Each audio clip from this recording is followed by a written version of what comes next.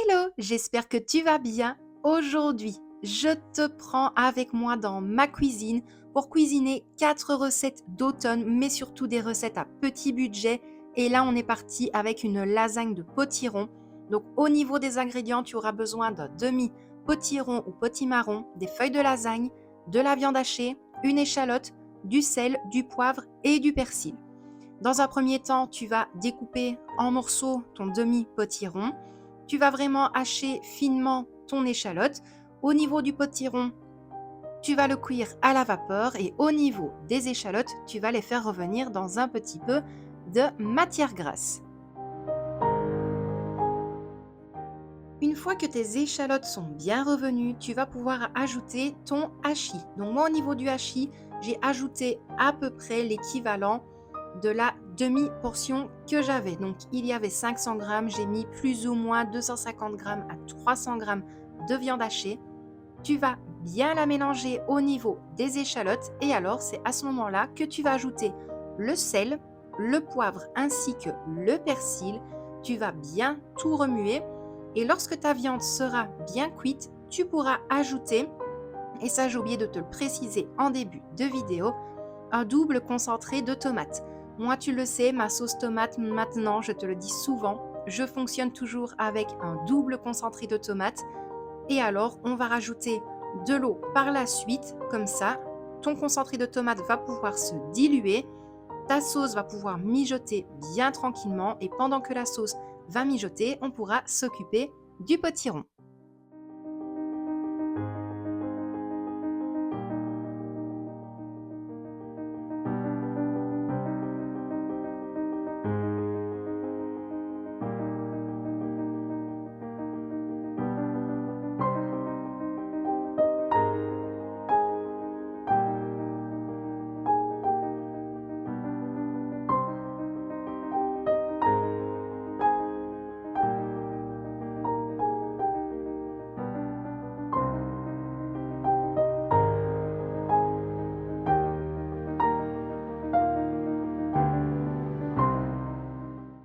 Concernant le potiron, je te laisse de toute façon avec les images, mais moi je ne l'avais pas épluché juste avant, donc c'est pour ça que je l'ai cuit un petit peu à la vapeur. Je vais tout simplement enlever la peau parce qu'il n'était pas, je pense qu'il était bio, mais je ne suis plus sûre du tout. Et alors par la suite, je vais vraiment le couper en petits carrés. Donc je vais faire ça avec tous mes morceaux. Ici, au niveau de ma sauce tomate, elle est prête, donc ça c'est génial. On va pouvoir commencer l'assemblage de la lasagne. Et tu vas le voir, franchement, c'était juste tellement bon. Donc je commence toujours avec une fine couche de sauce bolognaise, pseudo-bolognaise. On va ajouter les feuilles de lasagne. Ensuite, je vais ajouter un petit peu de crème liquide. Donc ça, tu le sais, je te l'ai déjà dit, mais moi, je ne fais pas une béchamel pour mettre au niveau de la lasagne parce que je trouve que c'est beaucoup trop lourd. Donc dans le fond, la sauce bolo, une feuille de lasagne, j'ai remis de la sauce bolognaise. Au-dessus de la sauce bolognaise, je vais placer de la crème liquide. Je vais remettre une feuille de lasagne. Ensuite, je vais remettre un petit peu de crème culinaire. Je vais mettre tous les dés de potiron sur le dessus et après je vais recouvrir avec le reste de ma sauce. Également, tu l'as vu en début de vidéo et j'ai oublié de te le dire, il va te falloir un petit peu de parmesan parce que franchement le parmesan se marie mais tellement bien avec le potiron. Et alors tu vas vraiment parsemer tout le dessus de ta lasagne avec le parmesan. Moi, je l'ai mis dans un four préchauffé à 175 degrés pendant 45 minutes et je te laisse avec les images du résultat final. Mais en tout cas, ici, on a surkiffé cette recette-là. Donc, autant te dire que si tu la testes, j'attends impatiemment ton retour en commentaire.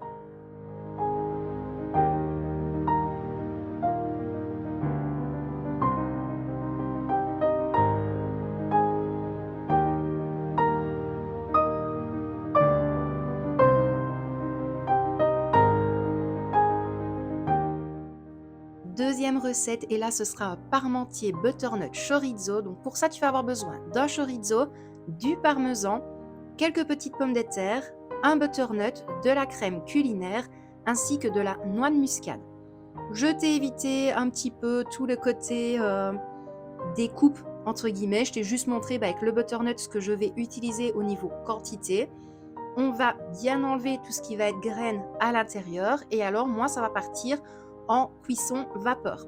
D'habitude je le fais au Cookéo, mais là j'ai fait tout avec ma casserole parce que tout le monde n'a pas un Cookéo ou même tout autre robot, c'est parce que moi j'ai le Cookéo. Donc je vais enlever tout l'intérieur, je vais l'éplucher, je vais éplucher toutes mes pommes de terre, les découper en petits dés et puis ça part en cuisson. Sur le côté, je garde la même poêle que j'ai utilisée pour ma sauce bolognaise, je fais fondre un petit peu de matière grasse, j'ai enlevé la peau du chorizo, je l'ai coupé en rondelles et chaque rondelle, je les ai recoupées en deux. Ça, tu laisses vraiment bien le temps de cuire pour que ce soit un petit peu doré. Une fois que mon butternut et mes pommes de terre sont vraiment bien cuits, je les place. Moi, je les place dans un bol tout simplement parce que c'est des nouvelles casseroles, donc j'ai pas du tout envie de les rayer. Bref, petit aparté. Donc tu vas ajouter un petit peu de noix de muscade, tu vas ajouter ta crème, tu vas commencer à bien écraser et ça va te faire de la purée. Ensuite, je vais faire au niveau de mon plat à gratin une bonne couche de purée de pommes de terre et butternut. Ensuite, je vais mettre tous les morceaux de chorizo. Je vais également prendre un lèche-plat pour vraiment bien gratter ma poêle et récupérer le fond de jus de cuisson du chorizo parce que ça donnait vraiment un goût succulent. Et alors, je vais recouvrir avec le reste de purée.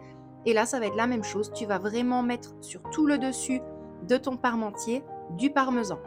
Moi, c'était parti en cuisson dans un four préchauffé à 180 degrés pendant 30 minutes. Alors, le côté par contre piquant du chorizo, honnêtement, ça passait super bien avec les pommes de terre et le butternut. Il y avait vraiment rien à redire. Et au niveau du chorizo, je ne l'ai pas utilisé en entier. J'ai pris un tout petit peu moins du 3/4. On va dire 3/4 de chorizo. C'est encore plus simple comme ça.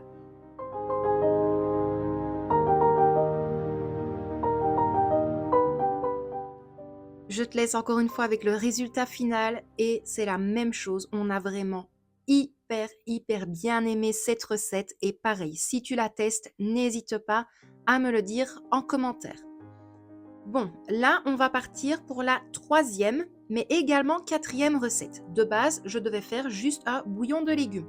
Donc moi, pour le bouillon de légumes, j'avais besoin de filets de poulet, de poireaux, carottes, céleri, un petit cube de bouillon de poule, un oignon et des vermicelles. Au niveau des légumes, je vais tout éplucher, mélanger, tout découper et je vais tout mettre au niveau de ma grosse casserole dans un petit peu de matière grasse. Donc en premier, j'ai ajouté les poireaux qui me restaient au niveau de mon congélateur. Ensuite, j'ai ajouté l'oignon. J'ajoute également les carottes. Je vais bien tout remuer. Je vais passer à la découpe du céleri. Donc au niveau du céleri, je vais quand même prendre 2-3 feuilles. Et alors le reste, c'est vraiment les branches que je vais couper en petits morceaux.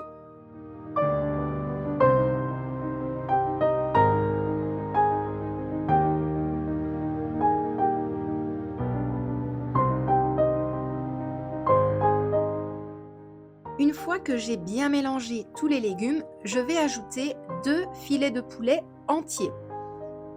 Pourquoi entiers? Ça évite déjà d'avoir la corvée entre guillemets de les couper en petits morceaux, mais au niveau de la cuisson, c'est tellement meilleur. C'est bête, mais franchement, c'est meilleur. Donc je vais recouvrir par la suite mes filets de poulet avec les légumes. Et alors, on part toujours sur un départ à froid. Toujours, c'est hyper important. Et on doit vraiment recouvrir les poulets avec de l'eau. Donc il faut vraiment ajouter la quantité d'eau nécessaire pour que ça recouvre la totalité des légumes, mais également des filets de poulet. Par la suite, j'ai ajouté le cube de bouillon de poule. Et alors, on en avait parlé un petit peu ici, on s'était dit pourquoi ne pas refaire un vol au vent. Donc là, j'avais fait revenir des champignons. J'ai complètement oublié d'ailleurs de te filmer la recette. J'ai récupéré à peu près 1 litre de mon bouillon, donc uniquement le bouillon. Et j'ai repris les filets de poulet. Ici, je vais partir sur un roux. Le roux, je te l'ai déjà expliqué. Je fais fondre de la matière grasse dans une casserole. Je vais ajouter de la farine. On va ajouter du lait froid, mais vraiment très froid, sur la pâte que tu as, je vais y arriver, que tu as eu au niveau de ta casserole. Et on va bien mélanger. Une fois que ta pâte farine margarine est bien dissous, on va dire ça comme ça, au niveau du lait, c'est à ce moment-là que tu vas ajouter petit à petit le bouillon, justement le bouillon de poulet. De base, on fait toujours ça avec une poule, mais là, je n'en avais pas, donc je suis partie avec les filets de poulet. Donc tu vois ce que ça donne et c'est là qu'on va vraiment ajouter progressivement le bouillon de poulet.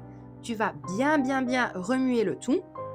Ça va commencer à épaissir légèrement et puis quand tu ajouteras la totalité restante de ton bouillon, ce sera semi-épais, si je peux dire ça comme ça.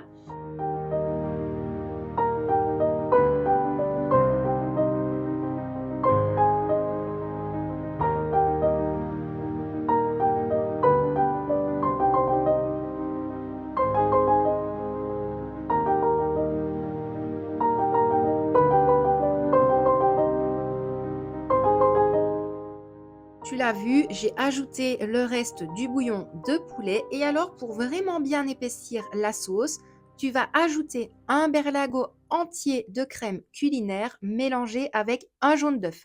Donc pour ça, tu peux faire comme moi. Tu peux mettre tout dans un verre, c'est plus simple. Tu mélanges bien le tout et tu vas mettre directement cette préparation dans ta sauce.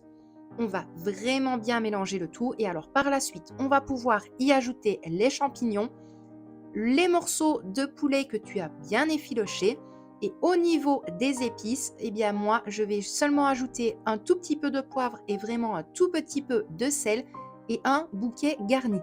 Si maintenant tu n'as pas de bouquet garni, tu peux ajouter 3 feuilles de laurier, 2-3 clous de girofle, mais pas plus parce que le goût est vraiment très fort. Et tu peux également ajouter un tout petit peu de thym. Alors comment te dire que cette recette-là, elle était juste exceptionnelle. C'est vraiment la vraie recette.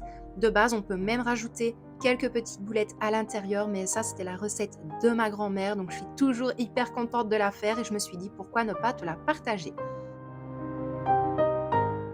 La vidéo touche déjà à sa fin. J'espère malgré tout qu'elle t'a plu. Comme tu as vu, tu as eu 4 recettes en une seule journée. Donc toutes les recettes que tu as vues là, c'est vraiment pour le reste de la semaine. On a de quoi manger jusque dimanche, mais pas que. Combien de fois je t'ai déjà dit de toujours penser à des portions supplémentaires et voilà ce que ça donne. Donc ça, c'est le supplément de vol au vent en plus de ce qu'on a mangé. Et ça, c'est tous les Tupperware de bouillon de légumes en plus de ce qu'on a mangé également à midi. Donc on a de quoi faire. Moi, je vais te laisser là pour aujourd'hui. N'hésite pas à me lâcher un max de commentaires. Franchement, ça me fait toujours plaisir. Je te fais de gros bisous et je te dis à demain.